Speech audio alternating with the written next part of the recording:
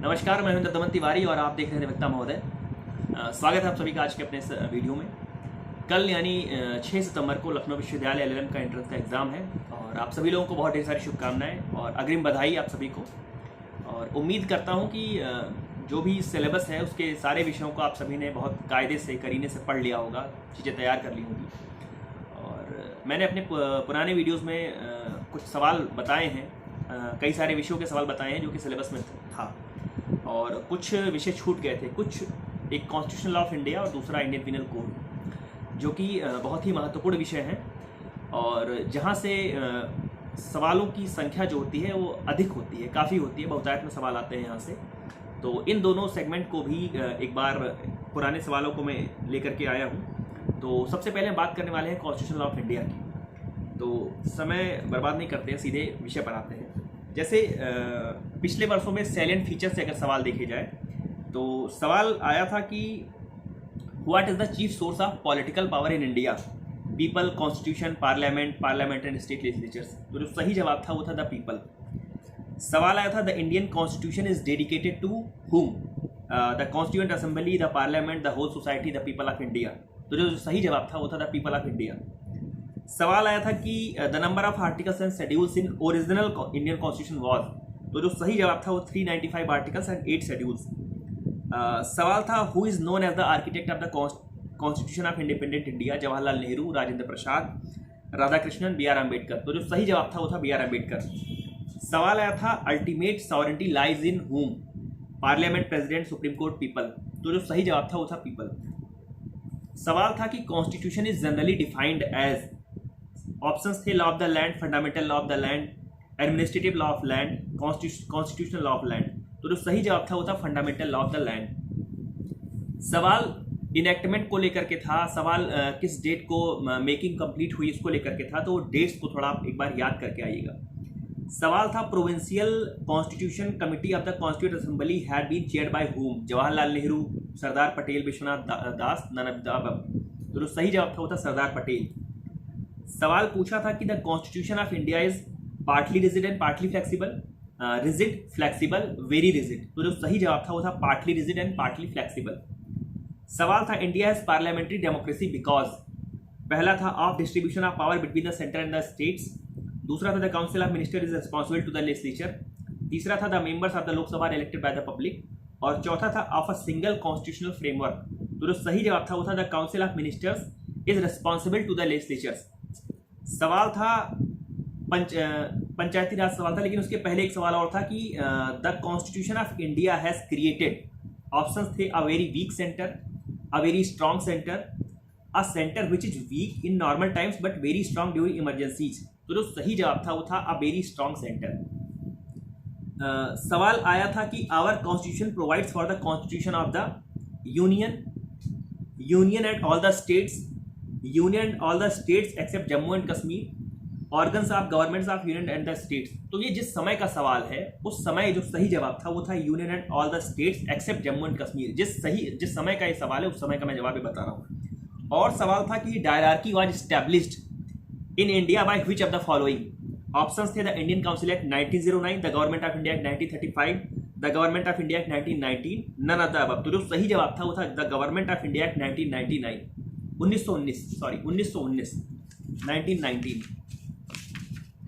सवाल था कि the Indian independence act 1947 came into force on date पूछा था। तो जो सही जवाब था वो था 18 जुलाई 1947।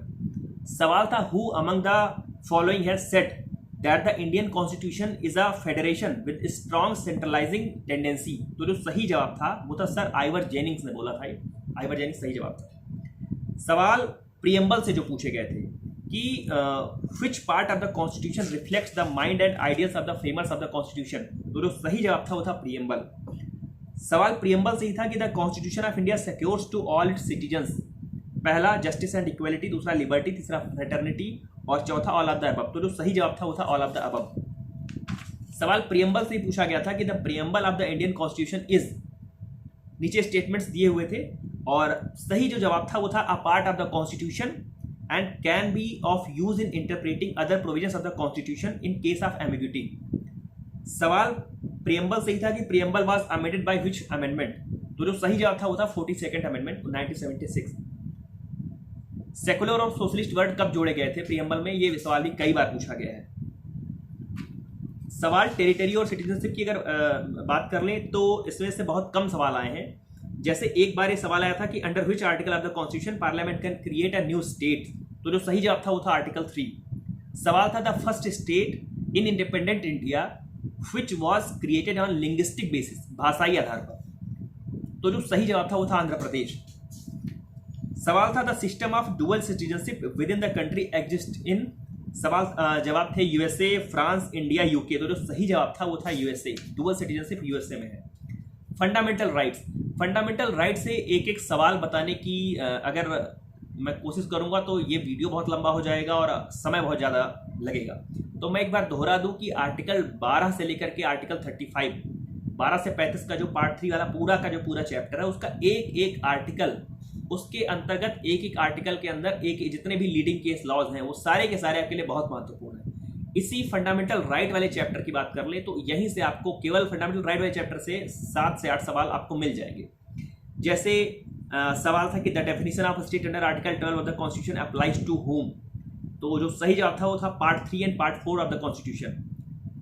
सवाल था which of the following is state within the definition of article 12 of constitution? आपको कई सारे ऐसे ऑप्शंस नीचे दिए होंगे और ऊपर पूछा होगा कि ये क्या आर्टिकल 12 के अंदर स्टेट है कि नहीं, क्या ये अदर अथॉरिटीज़ हैं कि नहीं, क्या ये पब्लिक अथॉरिटीज़ हैं कि नहीं। तो ऐसे जितने भी एग्जाम्पल हैं लाइक BSNL हो गया, भेल हो गया, सेल हो गया, MTNL हो गया और कोल इंडिया लिमिटेड हो गया, ऐसे जो बहुत सारे बड़े अथॉरिटीज़ हैं उनको आप जो चर्चित अथॉरिटीज हैं उनको याद जरूर रखें कि वो क्या स्टेट के अंदर आते हैं या नहीं आते हैं। तो थोड़ा और आगे बढ़ें तो सवाल जुडिशियल रिव्यू को लेकर के था कि which of the following articles of the Indian constitution provides for power of judicial review of legislative functions? तो जो सही जवाब था वो था आर्टिकल 30। जुडिशियल रिव्यू जो निकलता है, डिराइव करते हैं, वो आर्टिकल 30 से करते हैं। सवाल था equality before law and equal protection of law under article 14 is available to whom? Citizens, non citizens, both A and B, none of these. तो जो सही जवाब था वो था C, both A and B. Citizens और नॉन सिटीजन्स दोनों को आर्टिकल 14 का राइट मिला हुआ है। जो सवाल था कि discrimination by law in the marriageable age of a boy 21 years and a girl 18 years, वो पूछा था कि क्या आर्टिकल 14 को ऑफेंड करता है? तो जवाब था कि नहीं, वो आर्टिकल 14 को ऑफेंड नहीं करता है। सवाल पूछा गया था protective discrimination is constitutionally valid in the view of articles?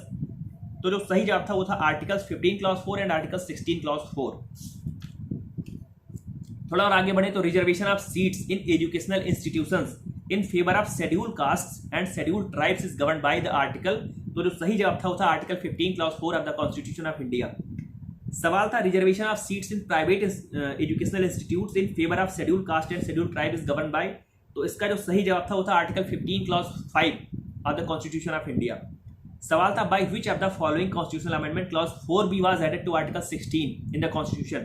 तो जो सही जवाब था वो था 81st कॉन्स्टिट्यूशनल अमेंडमेंट से जोड़ा गया था। सवाल था the provision to fill backlog vacancy was inserted in the article 16?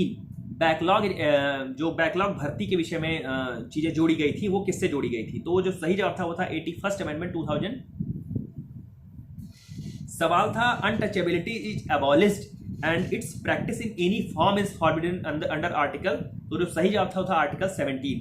सवाल था the protection of civil rights act 1955 was enacted to give effect to which provision of the constitution? किस article को इनेबल करने के लिए ये वाला एक्ट बनाया गया था? तो जो सही जवाब था वो था आर्टिकल 17। और सवाल देखिए तो सवाल था कि fundamental freedoms given under article 19 of the constitution are available only to? सही जवाब था सिटीजन्स ऑफ इंडिया। आर्टिकल 19 के जो प्रावधान है वो केवल और केवल भारत के नागरिकों को ही मिलते हैं, उन्हीं पर ये अधिकार, उन्हीं को अधिकार मिले हुए हैं। सवाल था which one out of the following is not a fundamental right? Right to strike, right against exploitation, right to equality, right to freedom of religion. तो जो पहला जवाब था राइट टू स्ट्राइक वो सही था। सवाल था the constitution 97th amendment 2011 inserted under article 19(1)(c) association से संबंधित था कि यूनियन से संबंधित था, ऑर्गेनाइजेशन से संबंधित था या कोऑपरेटिव सोसाइटी से संबंधित था? तो जो सही जवाब था वो था कोऑपरेटिव सोसाइटी से संबंधित था, डी सही था। सवाल था कि which is imperative to show the requisite respect to the national anthem? Sing and stand respectfully, stand respectfully, sing the same, to bow, झुकना। सही जवाब था स्टैंड रेस्पेक्टफुली। सवाल आर्टिकल 20 से था कि article 20 of the constitution of India has close relationship with, नीचे 4 options थे आपके। जो सही जवाब था वो था article 11 clause 1 of the universal declaration of human rights 1948। सवाल था which of the following articles of the Indian constitution recognises the doctrine of double jeopardy. Double jeopardy कहां से डिराइव करते हैं? तो डबल जियोपार्डी का जो आर्टिकल है वो आर्टिकल 20 क्लॉज 2। थोड़ा और आगे बढ़े तो सवाल था procedure established by law, the terminology is taken from the constitution of which country. Procedure established by law कहां से लिया गया है? तो जो सही जवाब था वो था जापान से लिया गया है। सवाल था which one of the following is not included in article 20 of the constitution of India, और जो आपके ऑप्शंस थे right to die, right to life, right to livelihood और राइट टू डिग्निटी। तो जो सही जवाब था वो था राइट टू डाई। सवाल था right of accused to speedy trial is a fundamental right under which article of the constitution of India. सही जवाब था आर्टिकल 21। सवाल था right to free and compulsory education to children between 6 and 14 years of age is provided by which article of the constitution. तो जो सही जवाब था वो था आर्टिकल 21A, जो कि 86th अमेंडमेंट 2002 से जोड़ा गया था। सवाल था under article 22 clause 4 of the constitution of India with the exception of certain provisions stated therein what is the maximum period of detention of a person under preventive detention. Preventive detention में maximum जो detention की अवधि है, समय अवधि है, वो कितनी है? तो जो सही जवाब था वो था 3 months।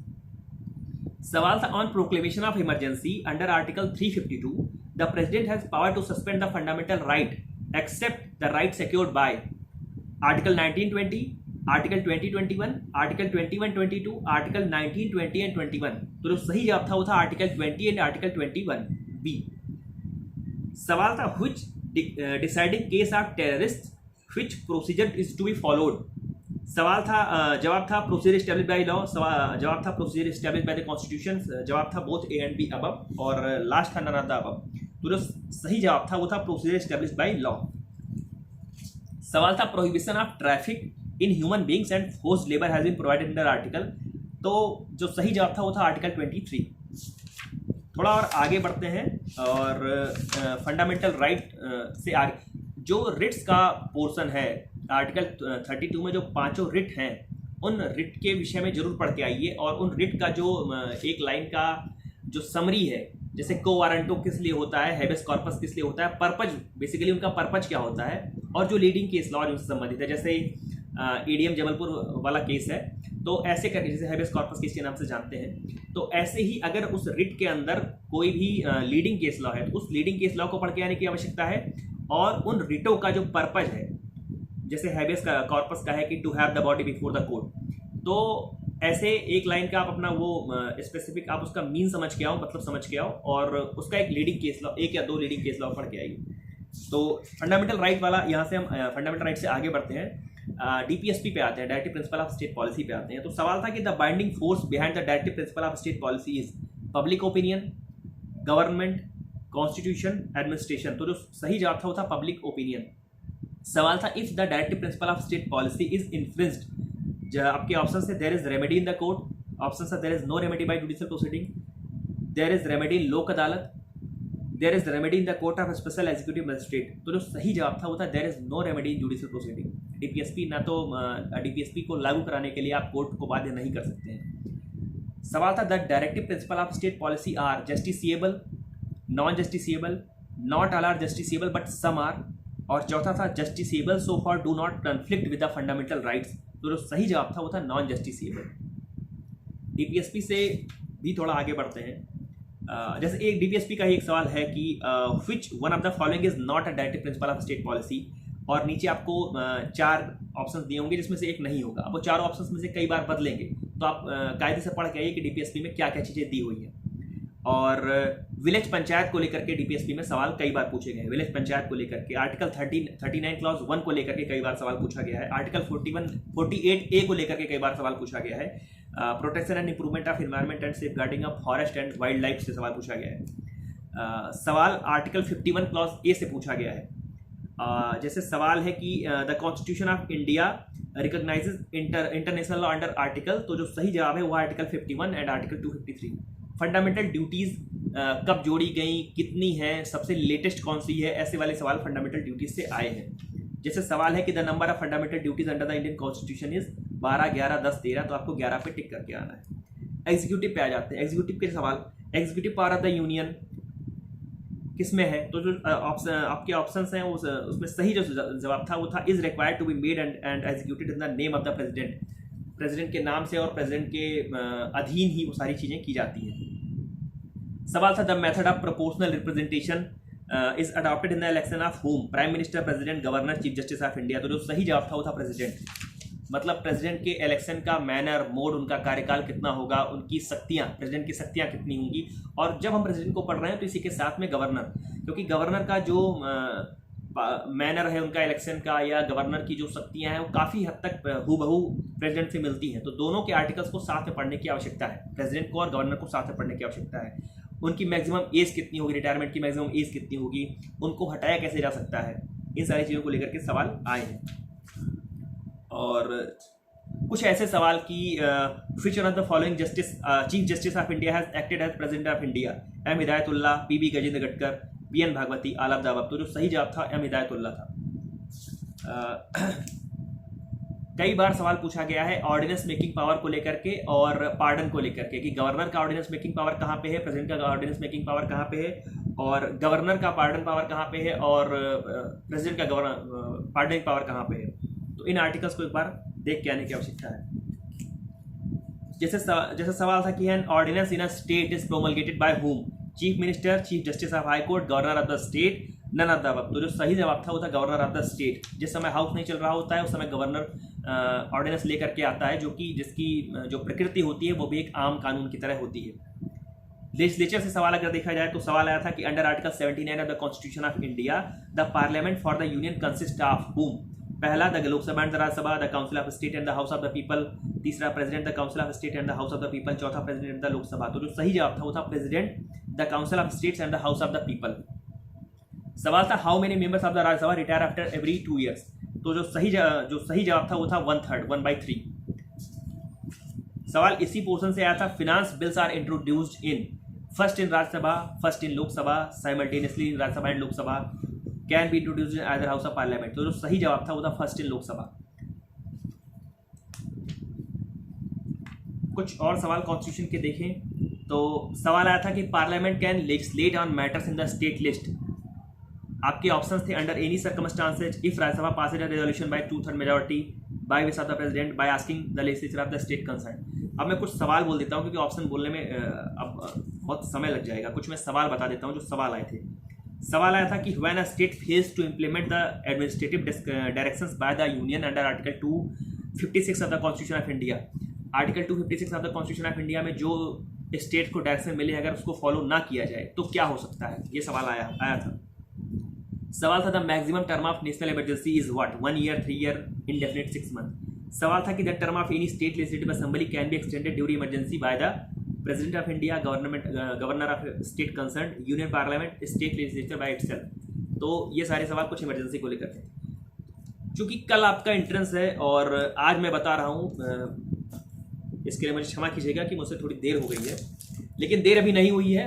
अगर इस बात को मैं केवल कॉन्स्टिट्यूशन के लिए मैं नहीं कह रहा हूं मानने के लिए, मैं कह रहा हूं कि जो भी आपका लखनऊ विश्वविद्यालय LLM एंट्रेंस का सिलेबस है और जितने उसमें सिलेबस में आपकी कोडिफाइड लॉज हैं, मसलन Indian penal code, transfer of property act, Indian contract act, constitution law of India, और हिंदू लॉ का जो भी हिंदू मैरिज एक्ट वाला पोर्शन है, सक्सेशन वाला पोर्शन है, अडॉप्शन वाला पोर्शन है, मेंटेनेंस वाला पोर्शन है, या मुस्लिम लॉ का केवल सोर्स से ही ज़्यादा सवाल आने हैं, तो मुस्लिम लॉ में कोई बैरेक्ट की आवश्यकता नहीं है। तो जितने भी कोडिफाइड लॉज हैं आपके सिलेबस में, उन सारे बैरेक्ट्स का आप अगर अभी तक आपने नहीं किया है तो जरूर कर लीजिएगा। इंडेक्स जरूर पढ़ के आइए, इंडेक्स की रीडिंग करके जरूर आइए। आपको इतना पता होना चाहिए कि आर्टिकल 1 में क्या है, फला विषय के सेक्शन 1 में क्या है।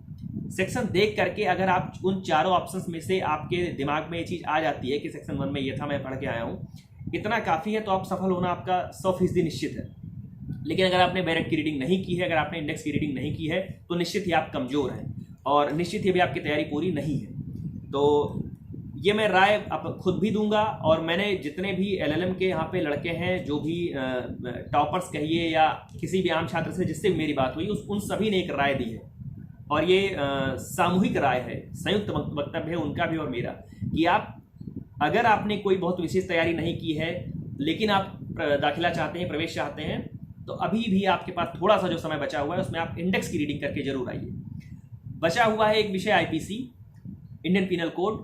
तो इंडियन पिनल कोड के लिए मैं कोई नया वीडियो लेकर के नहीं आने वाला हूँ। इंडियन पिनल कोड के लिए भी यही राय मानिए, और शुरुआत का जो डेफिनेशन क्लॉज है उसको कायदे से पढ़ के आने की ज़रूरत है। पनिशमेंट को छोड़ सकते हैं, पनिशमेंट से सवाल ज़्यादा नहीं आते हैं। उसके बाद जितने भी ऑफेंसेज हैं बॉडी, चाहे वो अगेंस्ट बॉडी हो, चाहे वो अगेंस्ट प्रॉपर्टी हो, चाहे अगेंस्ट वीमेन हो, तो और आईपीसी जब आप पढ़ रहे हो तो जो नए प्रोविजंस जुड़े हैं, जो नई सज़ा जुड़ी है या जो नए प्रावधान जुड़े हैं, 376 में काफ़ी सारी चीज़ें नई जुड़ी हैं, 354 में कई सारी नई चीज़ें जुड़ी हैं।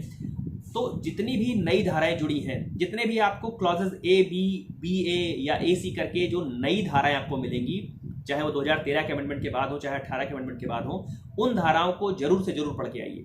तो आईपीसी में ऐसे चलेगा।